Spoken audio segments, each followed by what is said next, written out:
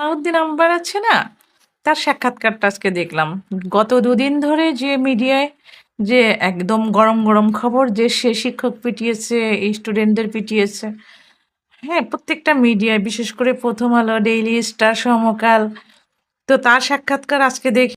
আমি বসে জাস্ট কাগজে লিখতেছি, সিগনেচার করতেছি, আকস্মিকভাবে তারা হামলা করে আর কি। যেহেতু 6 জন ছিল এবং তাদের উদ্দেশ্য যেটা ছিল, এইটা ছাত্রলীগের কাছে খুব ক্লিয়ার মেসেজ দিতে চাই আমি, যে তাদের উদ্দেশ্য একটা ছিল যে ফোন আনছে, আমাকে হেয় প্রতিপন্ন করা হয়েছে বা আমাকে মারা হয়েছে, এটার ভিডিও সারা দেশে ছড়ায় তারা এটা পাবলিশ করতে চায় যে সালাউদ্দিনকেও আমরা ধলাই দিছি। তো শুধুমাত্র এইটার দিকে তাকায় আমি ইনস্ট্যান্ট অ্যাকশন নিছি এবং আমি এটা মিডিয়ার সামনেও বলতেছি যে আমি প্রক্টোরিয়াল বডি, প্রশাসন এটার জন্য ধারধারি নাই। শুধুমাত্র আওয়ামী লীগকে এটা ফিল করাইতেই চাই না যে তারা আমাদেরকে মেরে পার পাবে, তাদেরকে ডিরেক্ট অ্যাকশন নিবে। বাকিটা সেটা পরে যেটা হবে সেটা দেখা যাবে।